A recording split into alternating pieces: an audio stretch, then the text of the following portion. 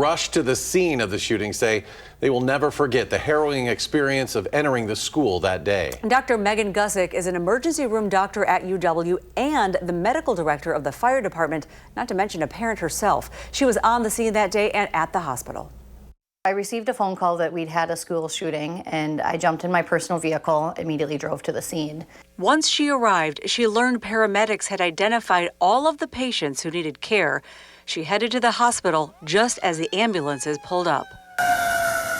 That's kind of when my role actually stepped up a little bit more in the emergency department, in the sense that these kids had just gone to the OR, but we had no idea who they were. And they were in critical condition. Our paramedics actually knew the first names of the kids that they transported here. So they knew Sammy and River's name, but it doesn't always get relayed when these kids come in super sick. Dr. Gusick had to connect with paramedics to get first names, and then she had to figure out last names. We interestingly used social media to figure out who they were and kind of confirm them, because the last thing we wanted to do was tell a parent the wrong parent. Dr. Gusick's job to reunite families 1 year ago was the hardest day of her life. At the end of the day, we all just want to be treated with respect. In our darkest moment, we want that same compassion. Taking the potential emotion from the situation and instead putting that into compassionate care and compassionate communication is sort of how I deal with those really difficult events. And then the reunion.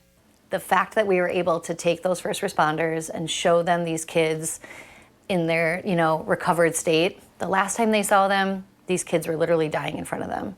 And so for them to take a horrific picture and replace it with one where these kids are back with their families and interacting like kids again was really heartwarming, and I can't say enough how impactful that was for them to heal.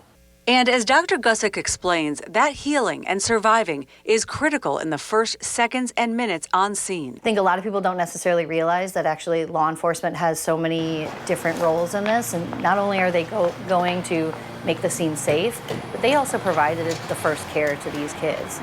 She showed us the medical supplies kept in an emergency vehicle that can save lives by just minutes, if not seconds. So tourniquets. It's a jump bag of medical supplies kept in her personal vehicle for emergency response. Wound care options. It's been an interesting year in the sense that it feels like a long time ago, but it also just feels like yesterday.